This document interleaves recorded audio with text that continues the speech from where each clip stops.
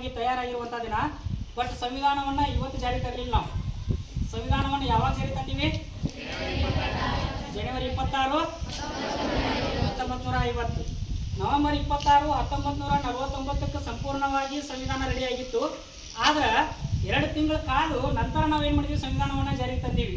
ಕಾರಣ ಏನು ಅಂತ ಕೇಳಿದ್ರೆ 1929 ಲಾಹೋರ್ ಕಾಂಗ್ರೆಸ್ ಅಧಿವೇಶನದೊಳಗೆ ಏನು ಮಾಡಿದೀವಿ ಅಂತ ಕೇಳಿದ್ರೆ 1930 ಜನವರಿ 26ರಂದು ಸಂಪೂರ್ಣ ಸ್ವಾತಂತ್ರ್ಯ ದಿನವನ್ನು ಆಚರಣೆ ಮಾಡಬೇಕು ಅಂತೇಳಿ ಲಾಹೋರ್ ಕಾಂಗ್ರೆಸ್ ಅಧಿವೇಶನದೊಳಗೆ ನಿರ್ಧಾರವನ್ನು ತೆಗೆದುಕೊಂಡಿದ್ದೀವಿ.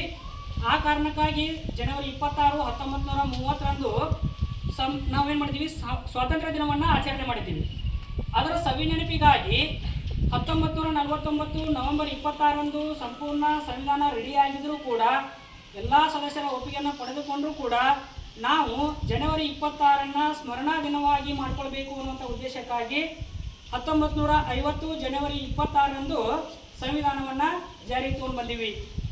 ಅಂದಿನಿಂದ ಗಣರಾಜ್ಯ ದಿನವನ್ನಾಗಿ ಜನವರಿ 26ರನ್ನ ಆಚರಣೆ ಮಾಡ್ಕೊತ ಬರ್ತಾ ಇದ್ದೀವಿ.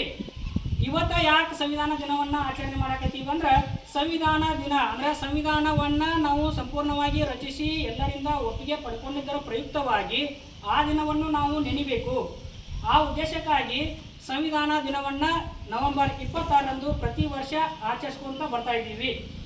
ಯಾಕೆ ಆಚರಣೆ ಮಾಡಬೇಕು ಸಂವಿಧಾನ ದಿನವನ್ನು ಅಂತ ಕೇಳಿದ್ರೆ ನಮ್ಮ ಸಂವಿಧಾನ ಏನು ಹೇಳ್ತೈತಿ, ಅದರಲ್ಲಿರುವಂಥ ಮೌಲ್ಯಗಳು ಯಾವುವು, ನಮ್ಮ ದೇಶದ ಪ್ರಜೆಗಳಿಗೆ ಸಂವಿಧಾನ ಏನೇನು ಕೊಟ್ಟೈತಿ ಅನ್ನುವಂಥದ್ದನ್ನು ತಿಳಿದುಕೊಳ್ಬೇಕಾಗಿರುವಂತಹ ದಿನ ಇವತ್ತು.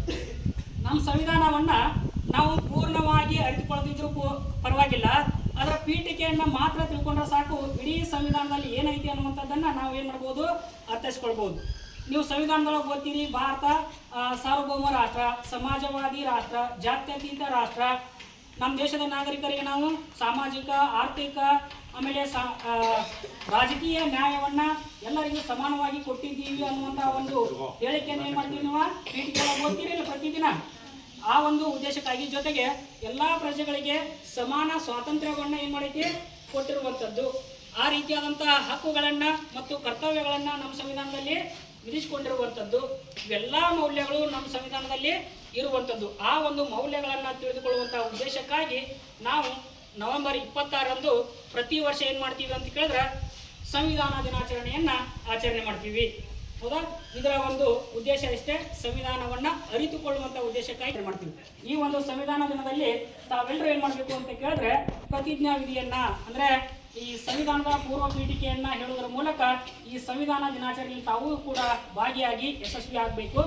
ಎಲ್ಲರೂ ತಮ್ಮ ಎಡಗಾಲನ್ನು ಮುಂದೆ ಇಟ್ಟು ಸಂವಿಧಾನ ಪೀಠಿಕೆ ಪ್ರಾರಂಭ